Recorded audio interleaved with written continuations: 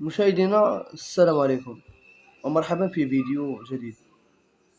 غنتكلموا على السكن الاقتصادي، يعني الديور ديال 20 مليون 25 مليون. يعني بلغة علمية مساكن السجن، يعني مسكن السجن.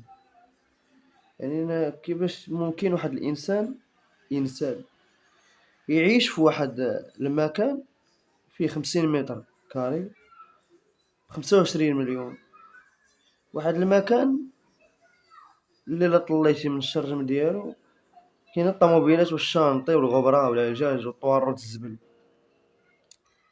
يعني ماشي بحال اوروبا ولا امريكا ولا شرق اسيا، انه كتلقى المنزل قدامه الاشجار فيه جريده، كتحس براسك انسان. لحقاش السكن الاقتصادي كيحيد لنا الانسانيه. كيفاش؟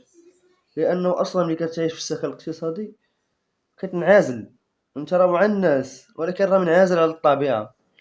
لحقاش خاصك انفو تفيق ولا تخرج ولا تلقى الربيع والاشجار. راه ميمكنش الانسان يعيش بلا ما يكون حداه الشجر ولا الربيع، ميمكنش، مستحيل. يعني هادي واحد الحاجه اللي خطيره بزاف. هادشي قلنا غير نفسي ديال الانسان، هادشي ما دويناش على السكن الاقتصادي انه اي اللي سقط في اي لحظه وعشوائي في نفس اللحظه اصلا، يعني لا علاقه. جبت لكم واحد الفيديو ديال واحد السيده شرات في السكن الاقتصادي ب 25 مليون. الدار كتفرشت، كرواسه كيكه غريبه كتفرشت. قبل ما نوريكم الفيديو ما تنساوش ديروا واحد لايك، ديروا لايك لهذا الفيديو هذا. المهم راك شوف الفيديو. انا واش الدار كلها هكا باينه والحاج كنت كنحفروا غير بيدك، تحفروا غير بيدك، كتهبطوا غير بيدك. مصيبه 25 مليون بحال تقول لك طاحت علينا من السما. سكن اقتصادي ويدير لك فيه هادشي هذا. هاد السيد نصب علينا، نصب علينا، نقول لكم كاع سرقنا بهذه الطريقه هذه. هذه الكارثه اللي بعنا هنايا. دعوات دعيناه، كاينه شي ناس اللي تشجعنا عليه ودعيناه وربحنا الدعوه. في الاصلاح دابا جالس كيتماطل علينا، كيعمل السكاير واخا بالتنفيذ بالحكم باي طريقه ديال السلطات القضائيه، ما عندي ما نقول فيهم.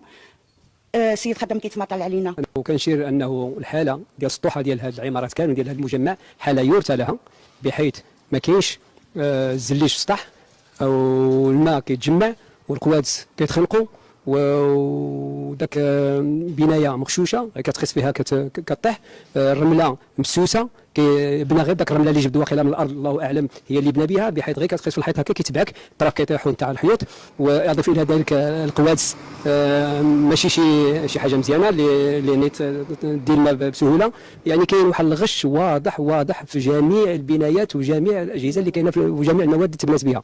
وهذا الشيء حنا كنطلبوا من السلطات المعنيه تجي وتصيفط خبراء ويشوفوا هذه الحاله المزريه اللي عايشين فيها حنا. نتمنى انك تكون فهمتي في هذا الفيديو اللي وريتك، ديال انه السكن الاقتصادي هو واحد السكن اللي ما فهمتش علاش مازال كاين في المغرب هذا السكن هذا. فهمت؟ والله ما فهمت علاش، حيت البشر اصلا ما عندوش قيمه في المغرب. نكونوا واضحين، المواطن المغربي ما عندوش ما ساوي حتى بصله. والدليل على ذلك هو السي بي ام. يعني في يوتيوب، يعني واحد ميريكاني واحد كيساوي 2000 مغربي. يعني ميريكاني واحد يقدر يتفرج في فيديو تقدر تضرب فيه $2، ولكن 2000 مغربي يلا كيعطيوك 0.0 شي حاجه، 2 دراهم ولا شي حاجه. يعني انا باش تعرف القيمه ديال الانسان معروفه بالعبار اشنو ساوي. يعني بحال داك المثال المغربي يقول لك قول لي شحال عندك نقول لك اش كتسوى ولا شكون انت. فهمتي؟ المغربي ما ساوي حتى لعبه. و يعني اللي كيديروا البيزنس والمشاريع عارفين المغربي ما كيسوي حتى لعبه. علاه كيديروا لي مشاريع ديال الزبل، بارطمات 40 متر و50 متر، سكن ليا البشر باغي غير يسكن. كون كتضم نفس العقليه اللي عندي انايا، انا عندي عقليه ديال ما نشريش، ما عنديش ما نشريش، لحقاش هادوك كاملين اللي كيمشيو كيشريو راه اغلبيه كيتسلفوا الربا. انا كون كتعود نفس العقليه ديالي ما نشريوش، نديرو قياطن، نشريو قيطون ونباتو في اي بلاصه، تبقى الطبيعه ما يكونش ليها جور. اشنو غتاكل؟ ما غتموت بالجوع، ما غتموتش، غيقول لك كاع عمرك، هذه معروفه هذه، كتاب موت نموتو يا ما نعيش في مدلولين، فهمتيني؟ يعني ملي كتعيش في بارطمان 50 متر راه نوع من الذل هذاك والهوان، غير ما كتبانش لينا، ما كتبانش.